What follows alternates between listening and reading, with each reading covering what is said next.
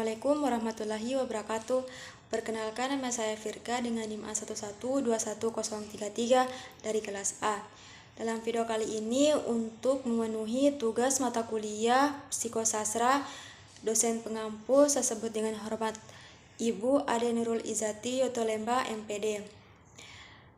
Baik, dalam video ini saya akan membahas materi pembelajaran mengenai teori kepribadian psikoanalisis dan teori kepribadian Abraham Maslow.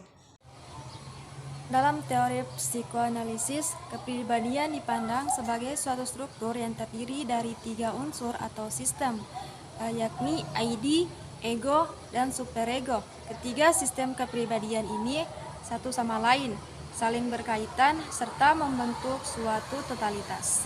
Yang pertama, ID adalah sistem kepribadian yang paling dasar, yang di dalamnya terdapat naluri-naluri bawaan. Untuk dua sistem yang lainnya, ID adalah sistem yang bertindak sebagai penyedia atau penyalur energi yang dibutuhkan oleh sistem-sistem tersebut untuk operasi-operasi atau kegiatan-kegiatan yang dilakukannya. Yang kedua, ego adalah sistem kepribadian yang bertindak sebagai pengaruh individu kepada dunia objek tentang kenyataan. Dalam menjalankan fungsinya berdasarkan prinsip kenyataan, ego terbentuk pada struktur kepribadian individu sebagai kontak dengan dunia luar. Yang ketiga, superego adalah sistem kepribadian yang berisikan nilai-nilai dan aturan-aturan yang bersifat evaluatif, menyangkut baik buruk. Adapun fungsi utama dari superego adalah yang pertama, sebagai pengendali dorongan-dorongan atau impuls-impuls naluri ID agar impuls-impuls tersebut disalurkan dalam cara atau bentuk yang dapat diterima oleh masyarakat. Yang kedua, mengarah ego pada tujuan-tujuan yang sesuai dengan moral daripada dengan kenyataan. Dan yang ketiga, mendorong individu kepada kesempurnaan.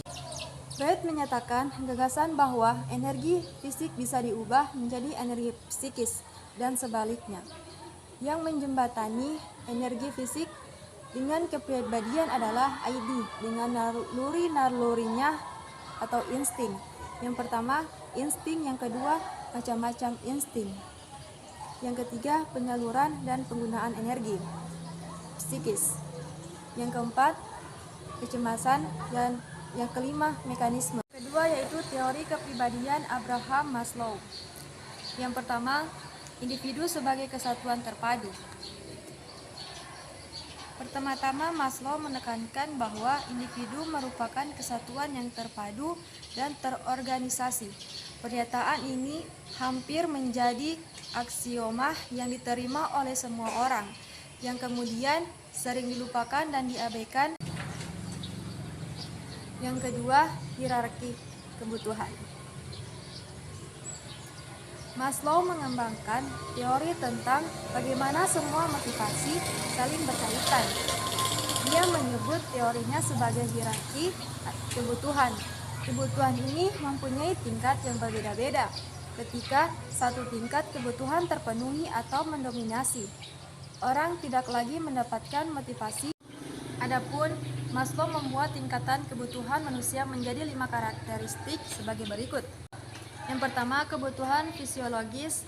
Kebutuhan fisiologis adalah kebutuhan manusia yang paling mendasar untuk mempertahankan hidupnya secara fisik, yaitu kebutuhan akan makanan, minuman, tempat tinggal, tidur, istirahat, dan udara.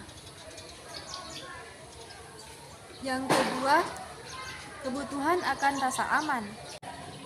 Yang ketiga, kebutuhan sosial. Setelah terpuaskan kebutuhan akan rasa aman, maka kebutuhan sosial yang mencangkup kebutuhan akan rasa memiliki saling percaya, cinta, dan kasih sayang akan menjadi motivator penting bagi perilaku. Keempat, kebutuhan akan penghargaan. Dan yang terakhir, yang kelima, kebutuhan akan aktualisasi diri. Menurut Maslow, setiap orang harus berkembang sepenuh kemampuannya. Kebutuhan manusia untuk tumbuh berkembang dan menggunakan Kemampuannya disebut oleh Maslow sebagai aktualisasi diri. Menurut pandangan Maslow, tentang hakikat manusia yaitu manusia bersifat optimistik, bebas berkehendak, sadar, dan memilih unik, dapat mengatasi pengalaman masa kecil dan baik. Menurut dia, kepribadian itu dipengaruhi oleh hereditas dan lingkungan. I've been searching for this all my life. You're just my type. I've been looking for a boy who can treat me right. Your dark hair with those eyes so bright. They look into my soul and it sparks my life. Can I take you there?